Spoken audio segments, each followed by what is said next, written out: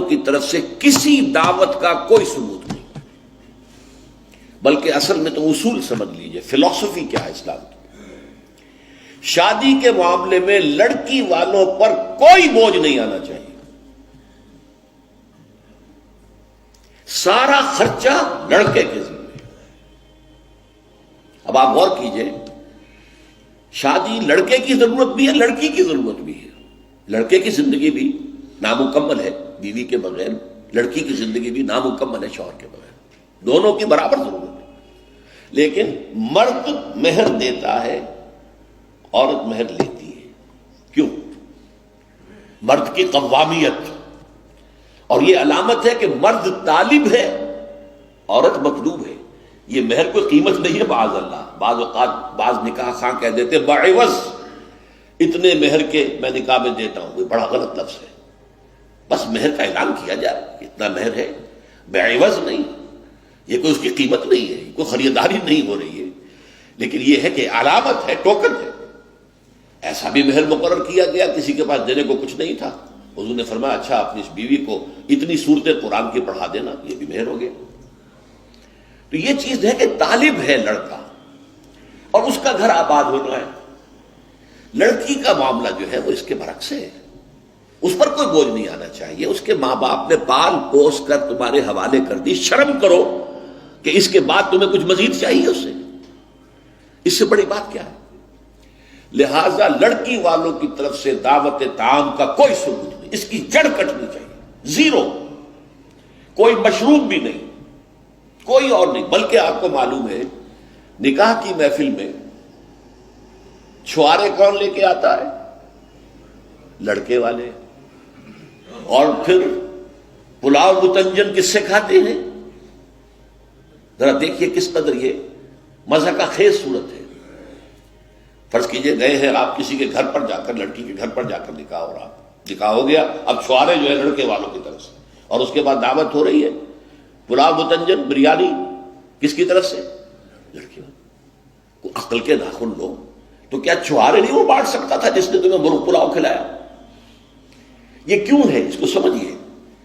ہمارے ہاں دو تہذیبیں گڑبڑ ہو گئی، ایک اسلامی تہذیب اور اس کا تقاضا، ایک ہماری جو پرانی ہندوانہ تہذیب ہے اس کے اثرات چل رہے ہیں۔ کوئی ثابت نہیں ہے، اس کی جڑ کاٹی جائے، کمی نہیں، جڑ کاٹی جائے۔ پھر میں کہوں گا کمی بیشی جو ہے یہ پھر وہ ریلیٹو ٹرمز ہو جاتی ہے، تو جہاں انگلی رکھنے کی جگہ ہوگی وہاں پورا ہاتھ اور پوچھا رکھ دیا جائے گا، جڑ کاٹی جائے۔ یہ دوسری ہم نے تجویز پیش کی۔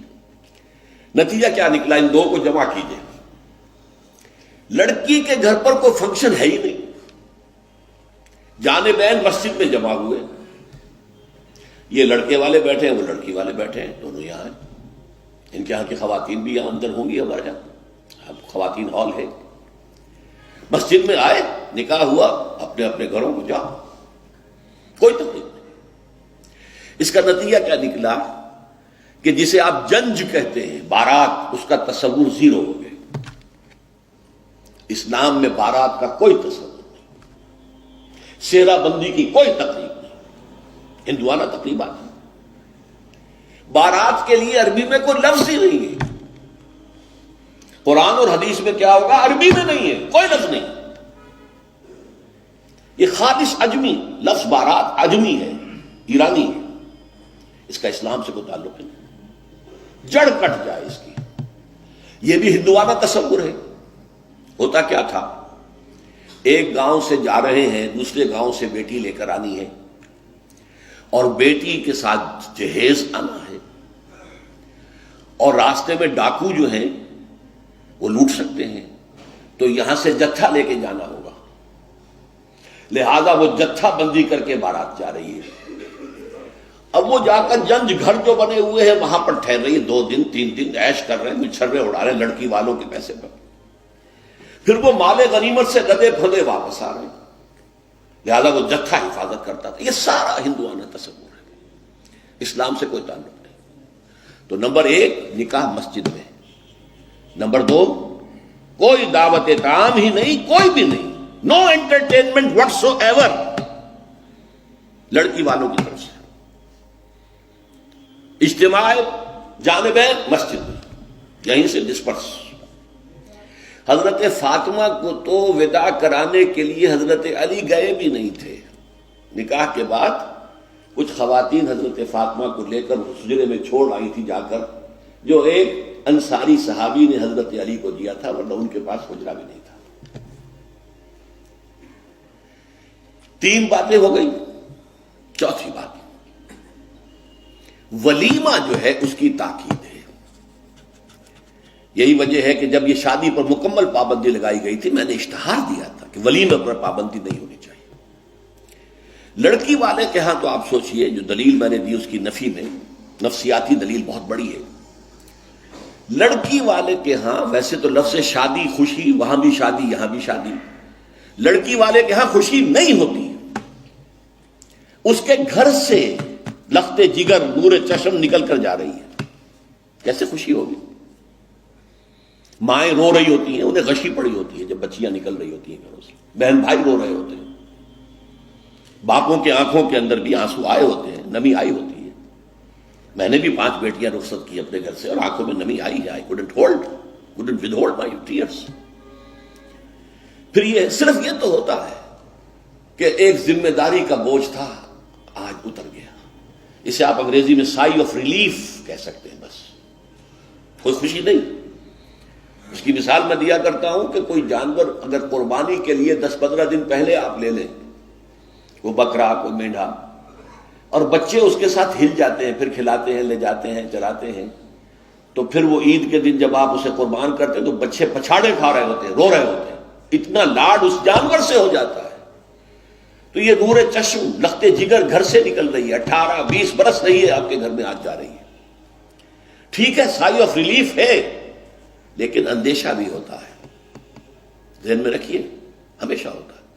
پتہ نہیں بیل منڈے چڑھے نہ چڑھے، موافقت مزاج کی ہو نہ ہو، نئے ماحول میں جانا ہے، ایڈجسٹمنٹ ہو نہ ہو۔ اپنی حد تک پورا اطمینان کر لیا ہے، دیکھ لیا ہے، سوچ بچار کر لیا ہے، لیکن کیا کہا جا سکتا ہے؟ ایک بالکل یوں سمجھیے کہ ایک نیا ماحول ہے، نئی جگہ جا رہی ہے، لہذا وہ اندیشہ بھی موجود ہوتا ہے۔ لہذا واقعتاً لڑکی والوں کے ہاں خوشی کا موقع نہیں ہے۔ ان کے ہاتھوں مرغ پلاؤ کھانا بے غیرتی ہے۔ ہاں، لڑکے والے کے ہاں خوشی ہے، اس کا گھر آباد ہوا ہے، اور اسے حکم دیا حضور نے، اولموا ولو بشاۃ، ولیمہ ضرور کرو، چاہے تمہارے پاس ایک ہی بکری ہو۔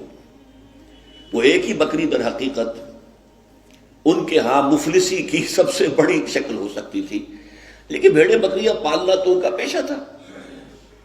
تو کسی کو ایک ہی بکری ہے تو معلوم ہوا بہت ہی غریب ہے، فرمایا اسی کو ذبح کرو، کھانا کھلاؤ اپنے دوستوں کو، اپنے احباب کو، سیلیبریٹ کرو۔ سیلیبریشن تمہارے ہاں ہونی چاہیے، مرد کے ہاں، لڑکے کے